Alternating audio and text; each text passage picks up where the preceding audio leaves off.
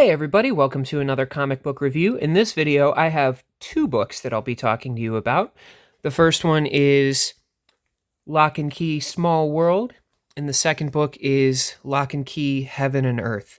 I'm deciding to do this like in a double review kind of format because both of these books are very small. They are very short, and a lot of the material in them is collected in the Golden Age hardcover, which I will also be reviewing after this. But there's some stuff in each of these that is not in Golden Age.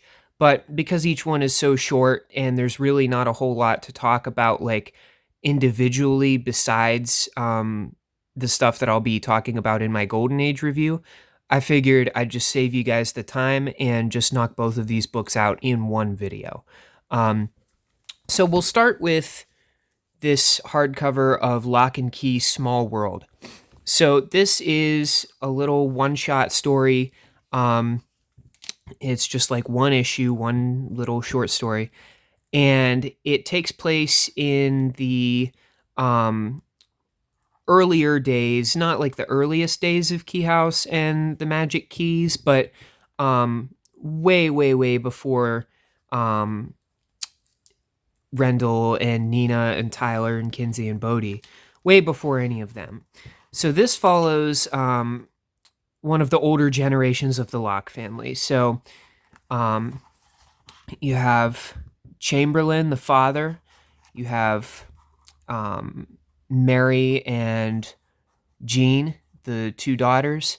And then you have Harlan, who is really a cool character that he gets not a whole lot of time in this particular volume, but he is a cool character. You have Fiona, the mother of the family. You have young Ian and John as well. So this is kind of the generation of the Locke family that we're following in this volume. Basically, this introduces the Small World Key and the dollhouse. So Chamberlain, the father of this family, builds a dollhouse for his two daughters for their birthdays, because they're kind of having their birthdays like close together. So he builds them a birthday gift, which is this magic dollhouse that has a key to it, where if you put the key in the dollhouse, you can remove things from it and they come out of actual life-size key house as well. And then you can put things into it. So for example, if somebody's in key house, someone, Mary in this case, could put a pencil through the dollhouse while it has the key in it, and a gigantic pencil will come through actual key house and mess about with whoever is inhabiting key house at the moment. Things get a little tricky whenever a spider gets into the dollhouse and becomes giant, and next thing you know, the Locke children are faced with fighting a gigantic spider.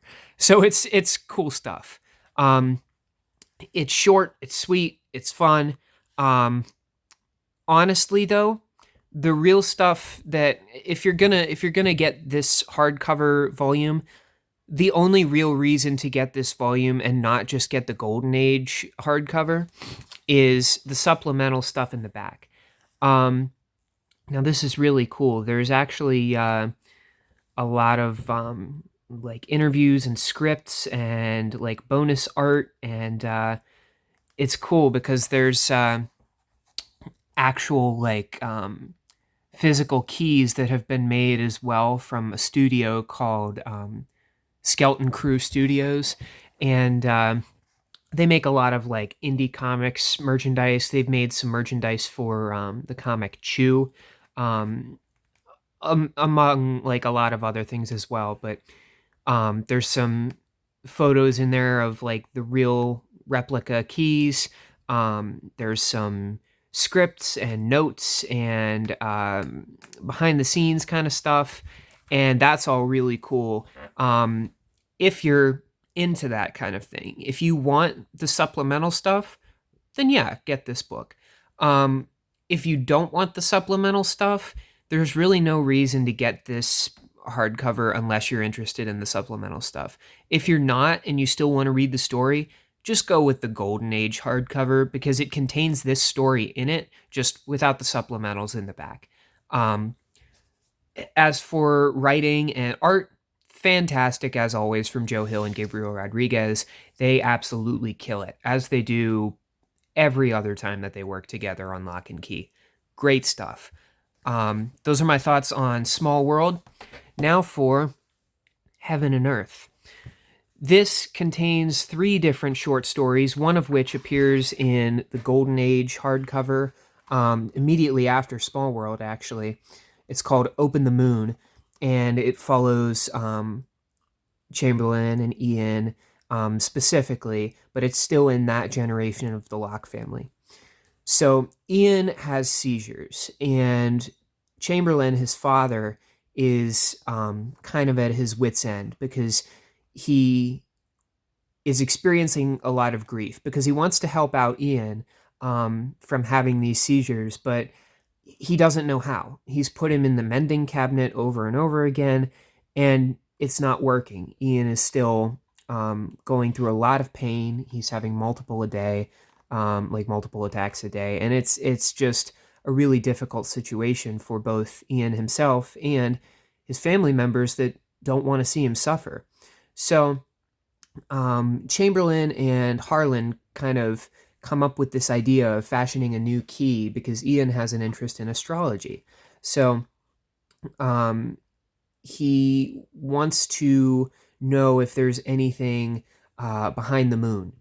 And so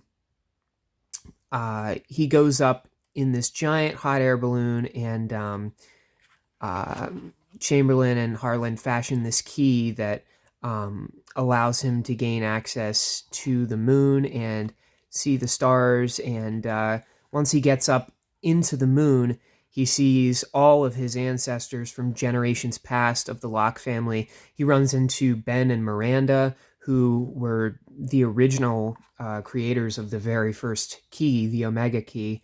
And he sees some ancestors, and the art style changes in this one, and it's really cool. Very cool stuff. Very, very sweet, touching story. It's short, but it's got a lot of heart, and I really, really like it.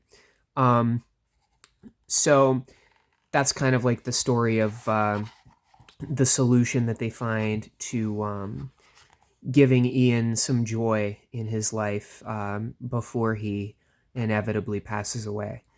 And then the next story is called Grindhouse. It takes place years later. Once Mary, the daughter, is Mary and Jean, the 2 daughters, actually, are all grown up, and they have a family of their own. The rest of the family is either passed on or moved away somewhere, but Mary is now married, has 2 kids, and Jean is also living with her and her family. And these gangsters, like Prohibition era gangsters, break into Key House, and now the Locke family is forced to defend themselves from these gangsters. And they use the keys to do so, and it's really, really, really cool. It's awesome. That's really all I'm going to say about that one in terms of like covering the story, because it's very short, very simple. I think it's really cool how they changed the art style slightly, and also the lettering style. If you look closely at the letters, like they're very different from the lettering earlier in the book, and that's because this issue is meant to, like, the lettering here is very different from this lettering, and it's meant to replicate like old like pulp like gangster comics, which I think is very cool.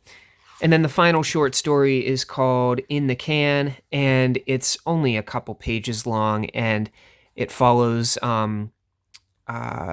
the generation of the Locke family from the original run of the series, Tyler, Kinsey, and Bodhi.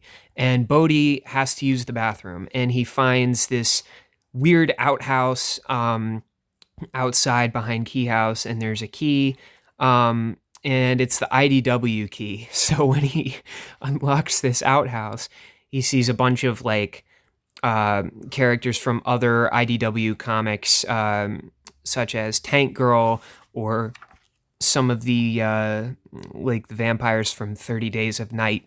And it's real short, just a fun little tribute. It appeared in like the 10-year anniversary comic that was kind of celebrating IDW's 10-year anniversary, like of that comic publisher, you know. So just a lot of fun little Easter eggs. Has no consequences on the story of Locke and Key at all, but it's just a fun little tribute to other IDW comics. And then we get to the supplemental stuff in the back. This is actually really, really interesting. There's a lot of photos in here of like the real life locations that inspired a lot of the locations in Locke and Key. And you get to see Joe Hill and Gabriel Rodriguez kind of exploring these different places, and it's really fun. And then like some of the keys, like the actual real life keys that were made that I discussed earlier in the video from Skeleton Crew Studios.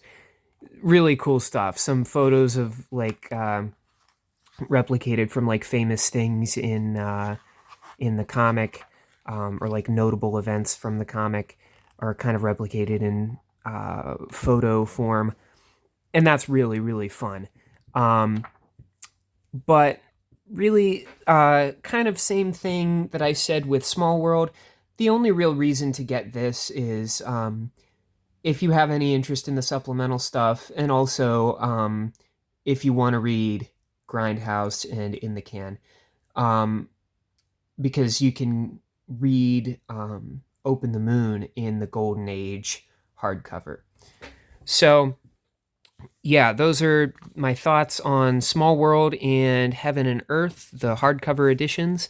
Thank you as always for watching. Look forward to more videos in the future. I have one more Locke and Key review left in this series where I will be talking about the Golden Age hardcover, so expect that in the near future. Thank you for watching and have a great day.